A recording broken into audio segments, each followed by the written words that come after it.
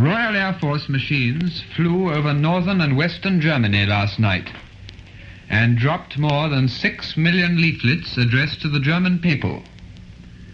The Ministry of Information says that they carried out extensive reconnaissance flights and that they were not engaged by any hostile aircraft. British warships are now active on all seas, but the Admiralty says that there have been no major operations yet. The first war communique from France was issued this afternoon, and it said that operations had begun by all the forces on land, sea, and air. No further details have been received.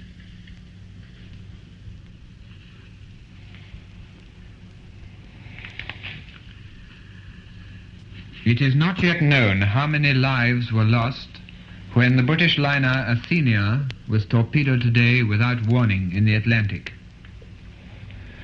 The Athenia was bound for Montreal from Glasgow with 1,400 passengers. All, except those killed by the explosion, took to the boats and were picked up by various ships. 430 survivors are reported to be on their way to Galway in the Norwegian steamer Knut Nelson. They are due to arrive tomorrow. It is officially stated in London that this attack, without warning, was in deliberate disregard of the declaration made voluntarily by Germany when she signed the London Naval Treaty in 1930. Germany then renounced of her own free will the right to make use of unrestricted submarine warfare in any future campaign. The rules which Germany then undertook to observe clearly laid down that no merchant ship may be sunk without warning, or until the safety of all passengers and crew has been assured. Ships' boats are not to be considered in a place of safety unless they are within half an hour's rowing distance of land under favourable conditions. The Athenia was torpedoed 200 miles from land. It has been unofficially denied in Berlin that a German submarine was responsible for the torpedoing of the Athenia, and it is suggested that she was mined. But the British Admiralty point out that there are no British mines in the area in which the Athenia was sunk. The Athenia's passengers included 311 Americans, many Canadians, and 30 immigrants from Poland and Czechoslovakia.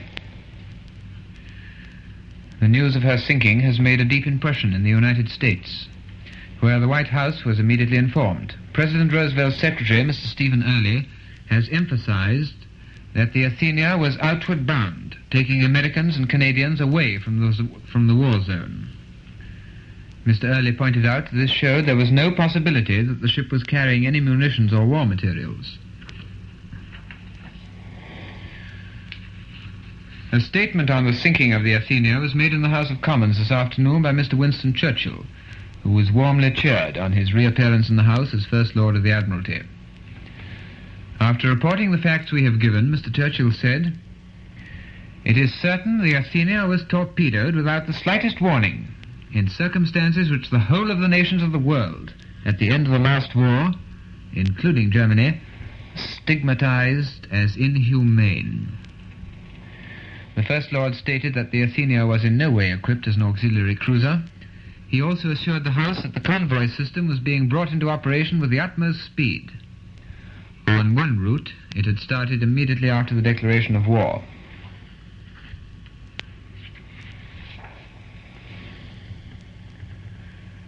The first report of ships being mined has been received from Copenhagen.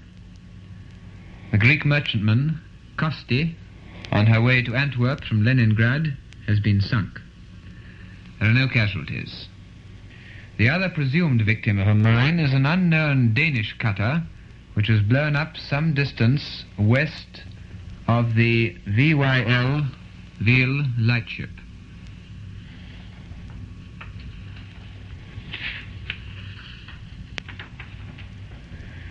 A news bulletin in English from the German broadcasting station Ziesen this morning reported that mines had been laid over an area of the North Sea lying east of the Dogger Bank and north of the Netherlands coast, and that ships were warned not to navigate in this area.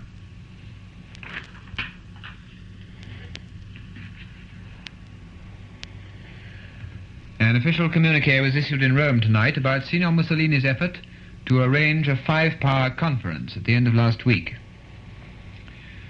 It says that Signor Mussolini's suggestion was made on Thursday, and that France and Britain replied on Friday. By then, Germany had started military operations against Poland.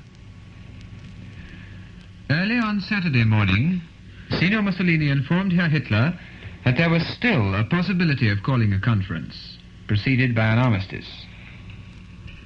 Herr Hitler, who by that time had received the British and French messages asking for the suspension of operations in Poland, replied that he did not reject the plea of a conference out of hand. But he said he wished to know beforehand whether the British and French notes constituted an ultimatum. If they did, he said, all negotiation would be useless. He also asked for a delay of 24 hours before giving his decision. Signor Mussolini passed on Herr Hitler's reply to Great Britain and France, and late on Saturday afternoon, according to the Rome communique, they gave affirmative replies to Herr Hitler's questions. But they said at the same time that they would not take part in a conference unless German forces were withdrawn from Poland. The Rome communique ends with the statement that the Italian government informed Herr Hitler of these conditions and added that if it did not hear to the contrary, it would assume that Herr Hitler could not withdraw his forces.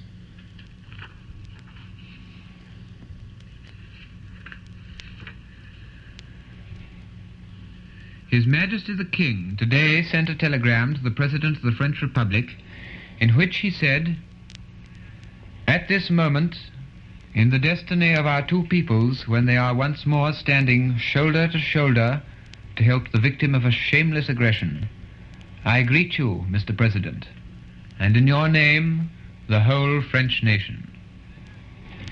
We can both be confident in the justice of our cause, and convinced that our joint efforts and sacrifice will triumph as they triumphed a quarter of a century ago over the forces of destruction."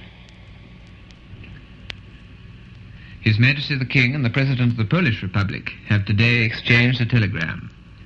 The Polish President expressed the feelings of friendship and loyalty of the whole Polish people towards the British nation, and His Majesty replied, "Both I and my people are proud to stand beside you in your just and valiant resistance to a shameless aggression, and I have unshaken confidence that right will prevail."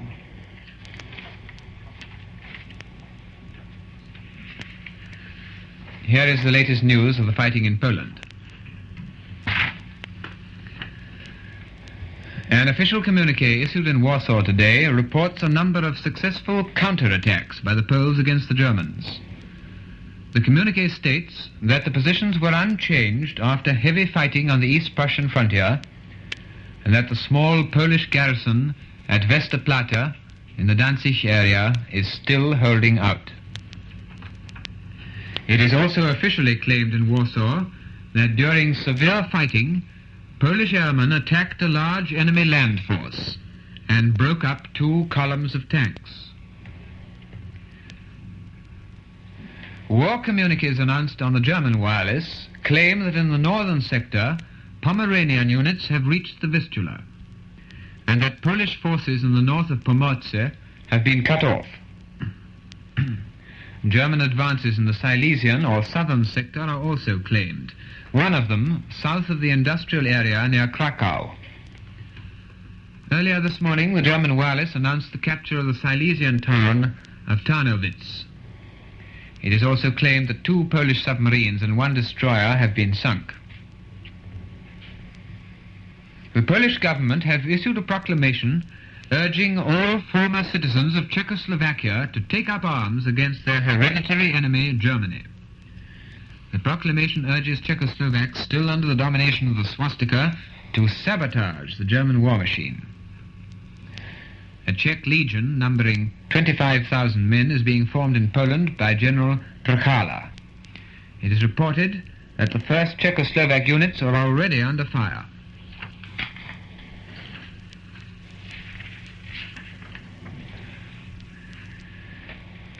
Citizens of the former Republic of Czechoslovakia will not be treated as enemy aliens.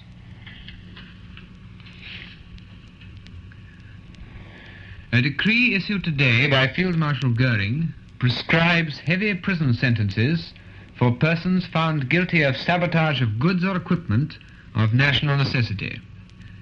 News of the decree was announced over the German wireless. The German liner Columbus has taken refuge in Vera Cruz harbor. There are now 9 German passenger and cargo vessels interned in Mexico. In a broadcast to the Polish nation last night, Colonel Beck, the foreign minister, said that Poland, in fighting against invasion, had the sympathy of the whole civilized world. Nobody honestly weighing the facts can doubt who is the aggressor and what are the motives guiding each of the 2 countries at war, said Colonel Beck. Dr. Beneš, the former president of Czechoslovakia, in a telegram to Mr. Chamberlain, says, "We Czechoslovak citizens consider ourselves to be also at war with the German military forces, and we shall march with your people until the final victory and the liberation of the fatherland."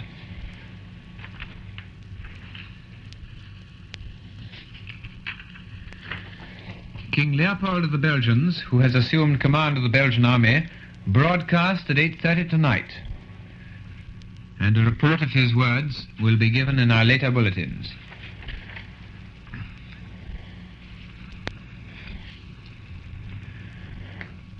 In the South African House of Assembly today, the Prime Minister, General Hertzog, read a declaration of policy.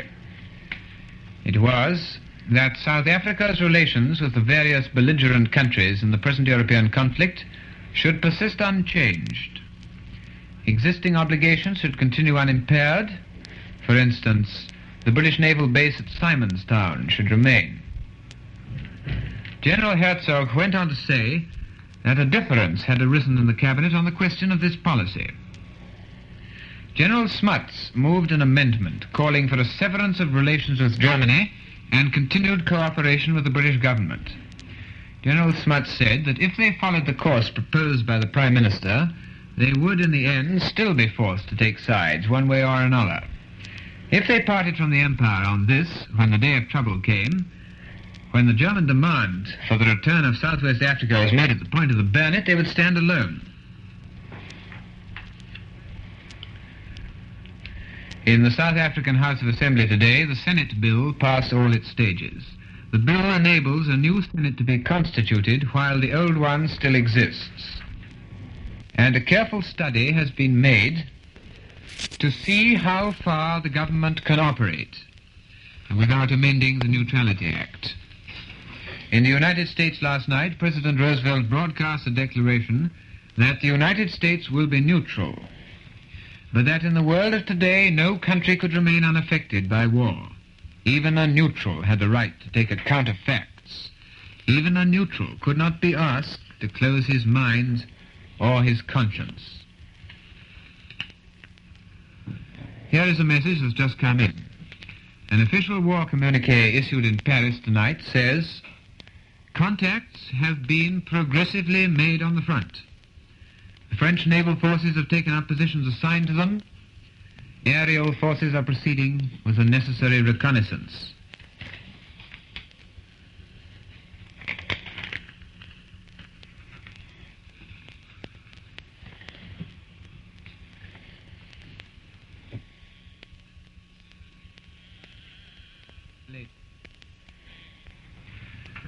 Another later message. According to a Polish news agency, Dispatch, the village of Cirenluch near Tarnow in South Poland was destroyed by incendiary bombs today. Many people are said to have been killed in the raid. The Havas correspondent in Warsaw reports that German planes bombed the city at 4 o'clock this afternoon. It is reported that several fires broke out. The Berlin wireless admits that British planes succeeded in dropping leaflets over Germany last night.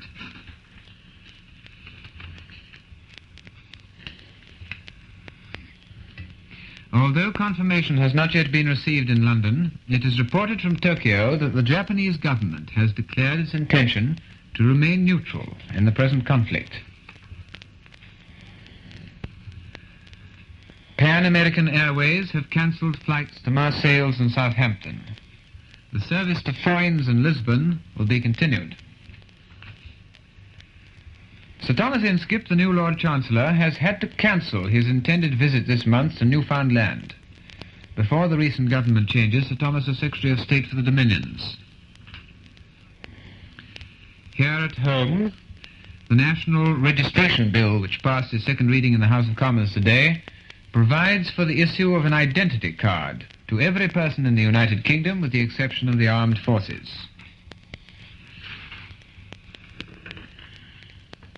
Sir John Anderson's first task in Parliament as the new Home Secretary and Minister for Home Defence was to announce that all Germans and Austrians in this country will be examined immediately. Examiners will sit in London and the provinces to decide who shall be interned or otherwise restricted.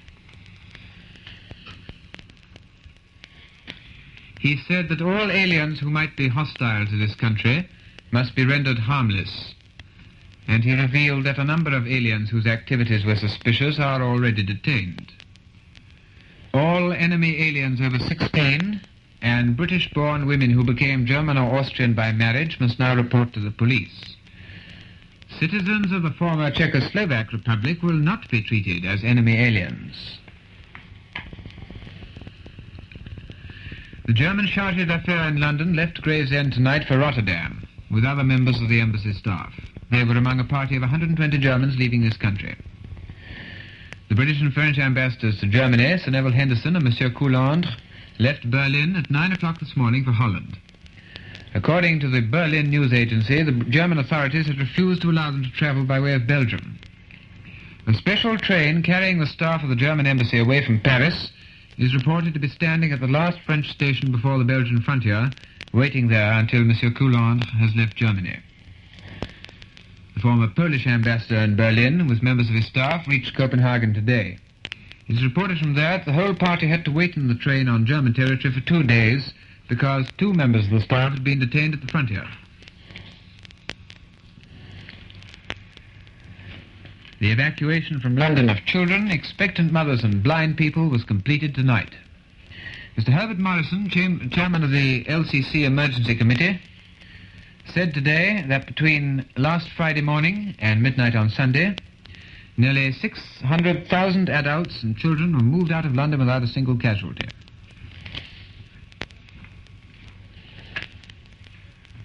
Lord Gort has been appointed Commander-in-Chief of the British forces in the field. General Sir Edmund Ironside becomes Chief of Staff in his place, and General Sir Walter Kirk becomes Commander-in-Chief of the Home Forces. Lord Gort is only 53 and is an Irishman. He has been Chief of the Imperial General Staff since 1937. He was a captain when war broke out in 1914. His outstanding ability and courage won for him the Victoria Cross, the Military Cross, the DSO, and 9 mentions and dispatches. General Sir Edmund Ironside, the new Chief of General Staff in place of Lord Gort, is 59 and has been a soldier for 40 years. He was recently Inspector General of the Overseas Forces. General Sir Walter Kirk, now Commander-in-Chief of the Home Forces, is best known as the organizer of the new Territorial Army. His Royal Highness, the Duke of Kent, who is a Rear Admiral, has taken up his naval war appointment.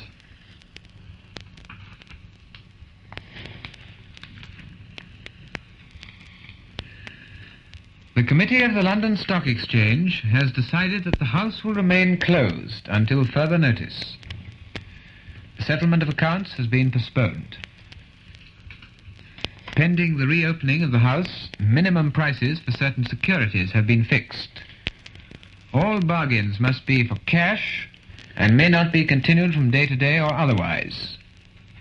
No new time bargains or options will be allowed except in connection with existing contracts and existing continuations. proclamation concerning contraband of war was made at the Royal Exchange in the City of London today by the city's sword-bearer and acting common crier. About 200 people, most of whom had gas masks slung over their shoulders, heard him cry, "By the King, a proclamation specifying the articles to be treated as contraband of war. George R.I." The list covers arms and ammunition, fuel of all kinds, all means of communication and of transportation, including animals, coin, bullion, currency, evidence of debt, metal materials, food, forage, and clothing. Good evening. The British Air Force has gone into action. Late tonight, a communique was issued in London stating that a successful raid was carried out on the German naval ports of Wilhelmshaven and Brunsbüttel at the entrance to the Kiel Canal, and that direct hits were registered on at least one battleship. Earlier, we learned that last night, the RAF planes flew over northern and eastern Germany and dropped 6 million leaflets. It's Hitler's war. This sentence is taken from the headline of the leading editorial in the London Times this morning, and I believe that this war will go down in history as Hitler's war. Every first-class war has its distinctive name. There was the Great War, of course, now possibly to be eclipsed by a greater. There was the 30 Years' War, and there were the Napoleonic Wars. This is Hitler's war, and whatever the result, Hitler will go down to history as its creator. Britain awoke to shocked horror today when the morning papers published a brief communique from the Admiralty announcing the torpedoing of the liner Athenia with 1,400 people, of whom 311 are Americans on board. By this act, Hitler's Navy has violated every rule of international law. The act of the submarine commander who launched that torpedo is one of pure piracy, and moreover, it violated one of the few clauses in the Anglo-German Naval Treaty which Hitler did not denounce a few months ago. Perhaps he will argue that in war, all treaties go by the board, but this clause was one which was intended only to apply in war. It forbade the sinking of merchant ships by submarines, without previous warning and without arrangements being made for the safety of the passengers and crew. The ship's boats were specifically excluded from the definition of safety arrangements, unless the vessel was less than an hour's pulling from the shore. The Athenia was about 200 miles out in the Atlantic. Some sense of shame perhaps remains to the Germans, for the Secretary of State in Berlin today is reported to have said that Germany's submarine commanders had instructions to obey the rules and to have suggested that the Athenia must have been sunk by a floating mine.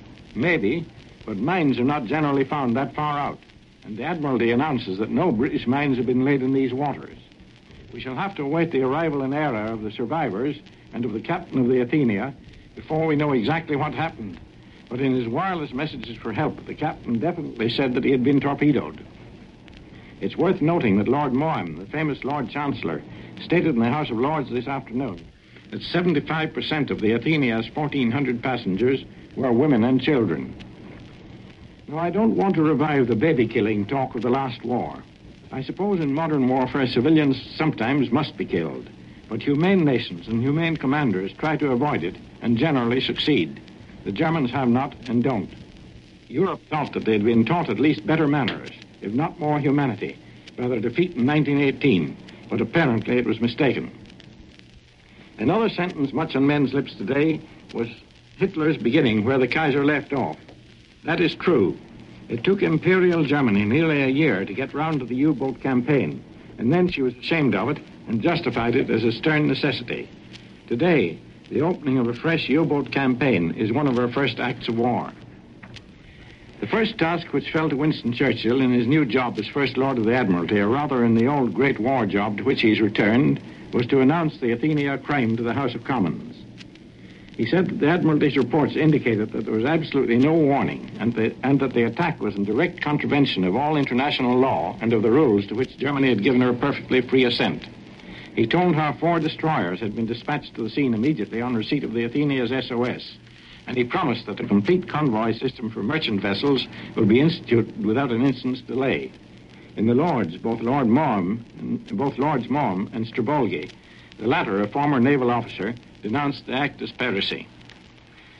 The Poles seem to be doing pretty well in holding the Germans. They've recovered some of the territory lost and at some points have actually penetrated into Germany. Of course, they can't hope to stand up very long against the superior numbers of the German army, but they may be able to hold the enemy until British and French aid reaches them, either through assaults on Germany's western front or through naval action. Reports say that the Germans have taken a leaf out of the Russian Air Force book and are dropping military parachutists behind the Polish lines to blow up bridges and commit other acts of sabotage. In England, the process of tightening up the civil defense goes on. Sir John Anderson announces today that the roundup of dangerous enemy aliens in Britain has begun. He doesn't say how many have been arrested, nor does he say what's being done with them, but presumably they'll be placed in concentration camps as their predecessors were in the Great War. These aliens are all German and Austrian. Czechs are not treated as enemy aliens, and the distinction will be made also for genuine German and Austrian refugees fleeing from the Hitler regime. There are all told about 220 aliens, enemy and friendly, in Britain. So far as we're allowed to see, this sort of thing is going on much more smoothly and efficiently than last time. The police, in fact, have never relaxed their vigilance over foreigners since it was imposed in 1914. It has been exercised with tact and courtesy, but it has been there all the time, so that when the hour came, they were able to pick up the suspects without fuss or trouble, and they have not disturbed the honest and friendly foreigner who only wants to be let alone. The King today sent messages of inspiration and confidence to his sailors, troops, and airmen, and is warmly thanked for them by the three ministers. The French have issued a communiqué, but it isn't very enlightening. It simply says that operations have begun by the land, sea, and air forces. Now, I'm fully aware of and in sympathy with the reasons for concealing military movements, but this complete fog is beginning to draw criticism from the British man in the street who thinks he's entitled to know if his forces are doing anything at all. Although the two air raid alarms yesterday proved to be without real foundation, they've had an excellent effect on the public morale. They've convinced the public that their air force is active and on the watch, and have also given it an opportunity of becoming acquainted with the air raid shelters, which aren't such bad places to spend an hour in after all. The notable feature of these refuges was the good humor and helpfulness of everybody. In the hotels, most of which have elaborate shelters fitted up in their basements, servants and guests mingled as equals, and as most of them were in dressing gowns, or rather sketchy dress anyway, it was rather hard to tell the difference. In fact, many of the servants were for the time being in positions of authority and responsible for the orderly management of the refuges, and they didn't hesitate to exercise that authority for the good of all. What really happened in each case was that the strange plane was detected flying near the British coast. Fighters went up and in each case identified the plane as a friend. The public, therefore, is beginning to feel fully confident in the alertness of the air watchers. I've also been told today that the detection instruments in use are now so delicate that they can spot an approaching plane an enormous distance away and long before its identity can be established. The evacuation of London children and invalids is complete. In 3 days, Herbert Morrison, leader of the London County Council, announced today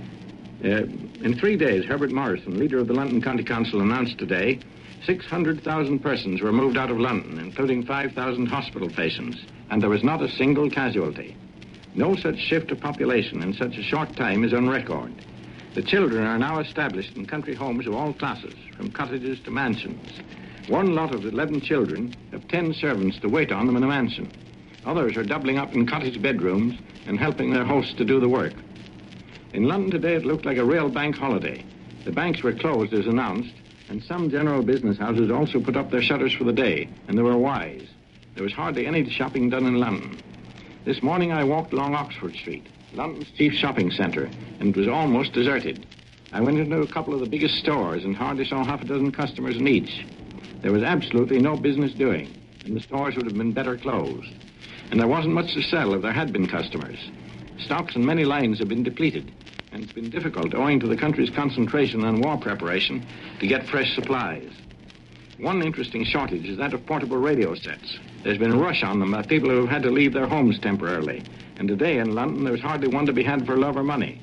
The demand was chiefly for the small American type of set worked by battery. These were just unobtainable, and only a few electric wire sets were left. It was noticeable also that the few shoppers who were about all carried their gas masks slung over their shoulders, and most of the clerks in the shops had theirs either attached to their persons or handy on the counter. Hitler, of course, has promised not to use gas unless his enemies use it first. But as Chamberlain told Parliament yesterday, no word or pledge of his can ever be believed again. I wonder if the Germans realize today how their reputation as decent Europeans has suffered. One of the most inviolate tenets of international law is that the persons of an ambassador and his staff are sacred. In all former wars between civilized nations, the ambassadors of the warring nations have left their enemy capitals amid a show of personal friendliness and courtesy. There never was the slightest suspicion that they would not get out safely and without unpleasant incidents. Britain and France have always been particularly punctilious about this, but this time they felt compelled to take precautions. The train in which the German ambassador left Paris was guarded at each end by soldiers with fixed bayonets and was not allowed to cross the Belgian frontier until the news came that the French ambassador was safely out of Germany. Similarly, the British waited to hear that Sir Neville Henderson was safe before allowing the German charge d'affaires to go tonight. Germany is no longer treated by civilized nations as one of their group. She's looked on as an international gangster who can't be trusted out of sight of the police. One little incident illustrates by comparison how low Germany has fallen in international esteem. The French today opened their frontier with Italy.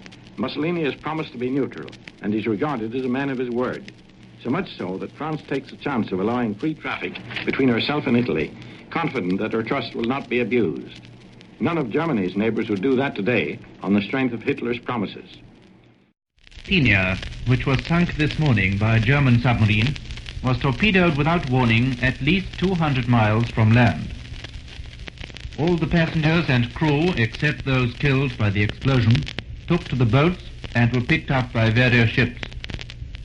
The number of killed is not yet known. It's officially stated in London that this attack without warning is in direct contravention of the rules regarding submarine warfare.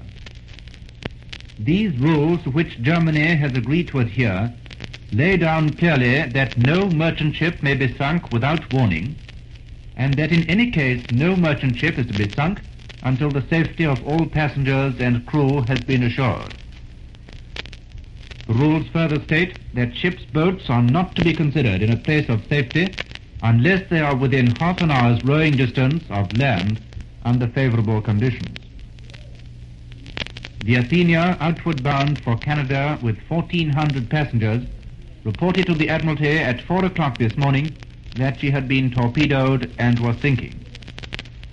Destroyers rushed at full speed to the scene to pick up survivors. 311 Americans, as well as many Canadians, were among the passengers. Mr. Stephen Early, President Roosevelt's secretary, has emphasized that the Athenia was outward bound, taking Americans and Canadians from the war zone. He pointed out that this showed there was no possibility that the ship was carrying any munitions or war material. The Athenia, which belonged to the Donaldson Atlantic Line, left Glasgow last Friday and Liverpool on Saturday afternoon, bound for Montreal with passengers and 1,000 tons of cargo.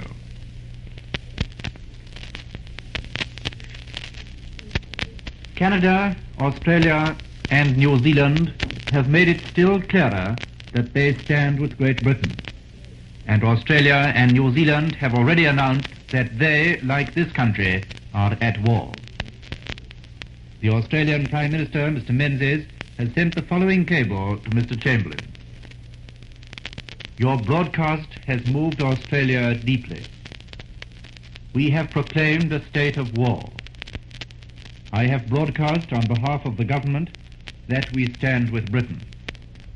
We believe right to be on our side and victory to be sure.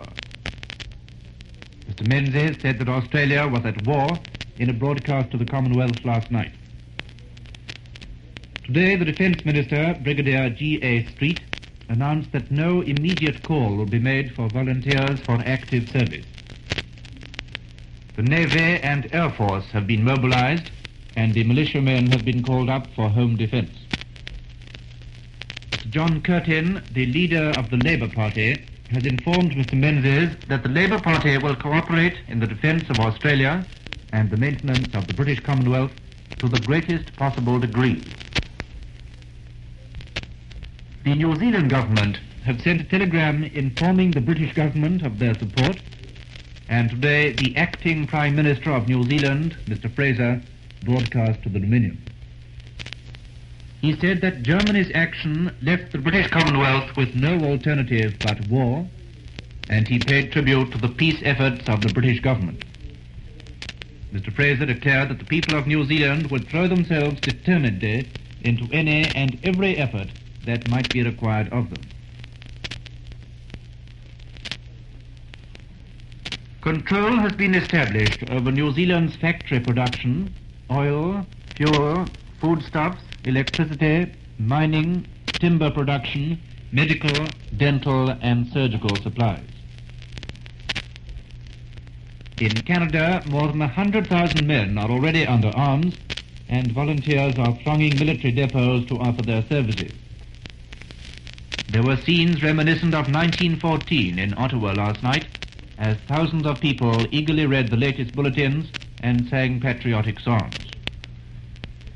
In a broadcast to the nation last night, Mr. Mackenzie King said the forces of evil had been loosed upon the world. Despite unceasing efforts to preserve the peace, the United Kingdom had become involved in a war.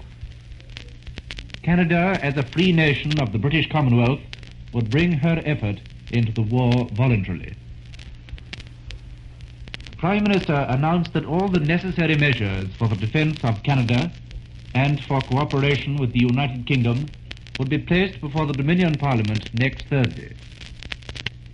He had no doubt the government's policy would be approved, and he had already been given assurances by the leader of the opposition and of the other parties in Canada. Mr. Mackenzie King appealed to all the people of the Dominion for unity in the struggle ahead. A recording of his speech will be broadcast after the news at 5:30, Greenwich Mean Time, this evening, 5:30. In all the British African colonies, regular forces have been mobilized and all measures for security have been taken. In Egypt, precautions have been taken to ensure that enemy action shall not hinder the use of the Suez Canal by merchant shipping.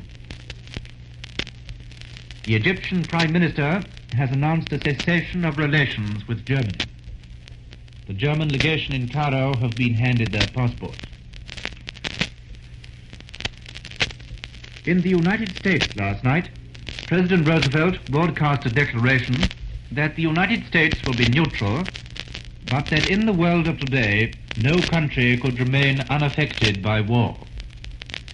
Even a neutral had a right to take account of facts.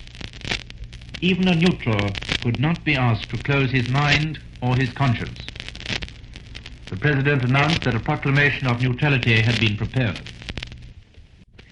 Rebroadcasting from stations in Australia, India, and Ceylon is now permitted.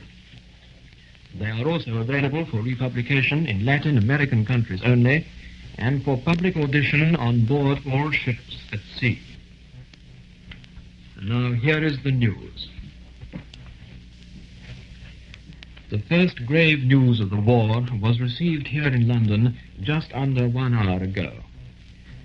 The British liner Athenia, with 1,400 passengers on board, has reported to the Admiralty that she has been torpedoed 200 miles west of the Hebrides.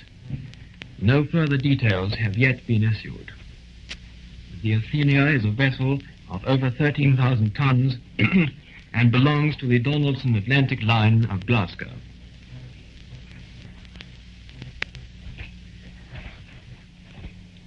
Air raid warnings were sounded in the early hours of this morning over a wide area embracing London and parts of the Midland and northeastern counties. The warning was heard at about 2:30, and by 4:15 a.m. all areas involved were reported all clear.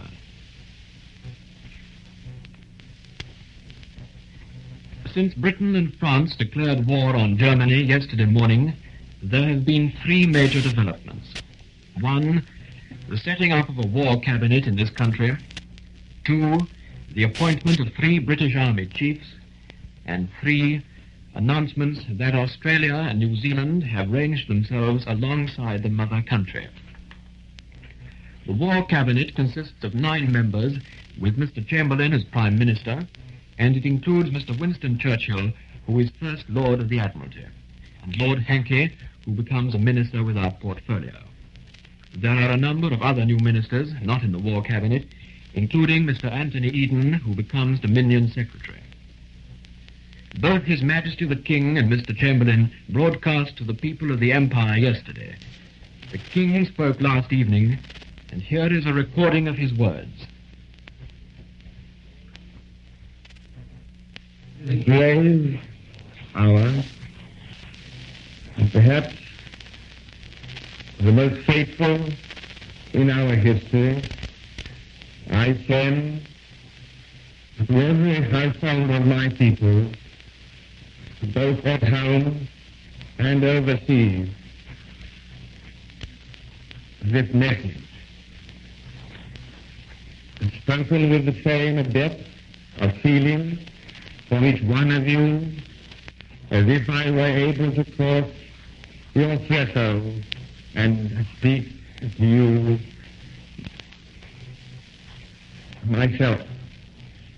For the second time in the lives of most of us, we are at war.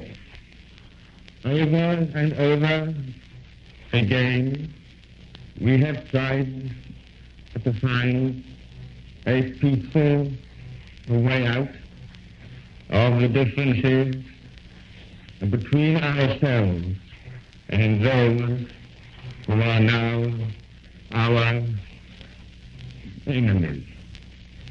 But it has been in vain. We have been forced into a conflict. So we are called with our allies to meet the challenge of a principle which, if it were to prevail, would be fatal to any civilized order in the world. It is the principle which permits a state in the selfish pursuit of power to disregard its treaties and its solemn pledges, which sanctions the use of force or threat of force against the sovereignty and independence of other states. Such a principle, stripped of all disguise, is surely the mere primitive doctrine that might is right. And if this principle were established throughout the world, the freedom of our own country and of the whole British Commonwealth of nations would be in danger. But far more than this, the peoples of the world would be kept in the bondage of fear, and all hopes of settled peace and of the security of justice and liberty among nations would be ended. This is the ultimate issue which confronts us. For the sake of all that we ourselves hold dear, and of the world's order and peace, it is unthinkable that we should refuse to meet the challenge. It is to this high purpose that I now call my people at home and my peoples across the seas, who will make our cause their own. I ask them to stand calm and firm and united in this time of trial. The task will be hard. There may be dark days ahead, and war can no longer be confined to the battlefield. But we can only do the right as we see the right, and reverently commit our cause to God. If one and all we keep resolutely faithful to it, ready for whatever service or sacrifice it may demand, and then, with God's help, we shall prevail. May He bless and keep us all. We continue this news bulletin from London with the latest news of the fighting in Poland. The German attack on Poland appears to be concentrated mainly in three areas. The province of Pomorze, the corridor, is being attacked from Germany and from East Prussia. It is claimed that German armored cars have reached the Vistula from East Prussia. The Polish communique issued last evening stated that Polish troops have recaptured the cities of Puk and Orlovo, and that the Polish garrison at Westerplatte is still holding out. Further to the south, in the Rawicz-Leslo sector, it is reported that Polish troops have crossed the German frontier and are fighting on German territory. They have also captured the frontier town of Zbahin, which was occupied by the Germans in the first day of the war. In Upper Silesia, the second main area, there are reports of violent fighting, principally concentrated in the town of Częstochowa, about 15 miles from the frontier. Polish fighters engaged a German bombing squadron and shot down 4 planes. Later in the day, a Polish official communique said that Polish troops had been forced to abandon the town. Polish reports deal mainly with bombing attacks by German planes. And the Polish ambassador in London told newspaper representatives yesterday that German aeroplanes last night dropped gas bombs on Polish towns. In later reports, the towns of Kielce, Lodz, and Bydgoszcz are specifically mentioned. 5 German bombers were brought down in an encounter over the city of Kalisz. In all, a total of 64 German raiders were brought down. A Warsaw message says that 1,500 people, including many women and children, were killed or injured in German air bombardments of open towns or villages in Poland in the first 2 days of the war.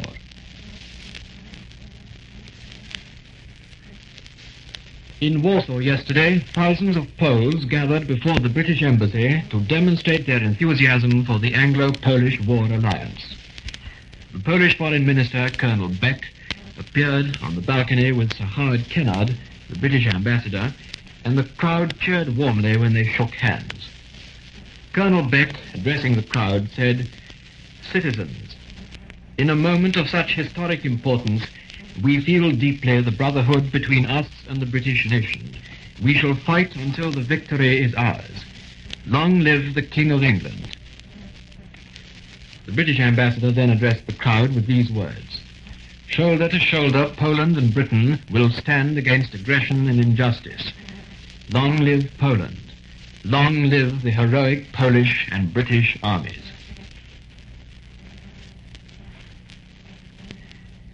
It was reported from Berlin last night that Herr Hitler has left there for the Polish front. In Luxembourg, the inhabitants of the frontier district of Schengen were evacuated last evening. A Reuters message from Nice says that the Franco-Italian frontier was reopened yesterday. The frontier was closed against Italians wishing to enter France last week. Traffic at the frontier post of Pont-Saint-Louis, the message adds, was normal yesterday.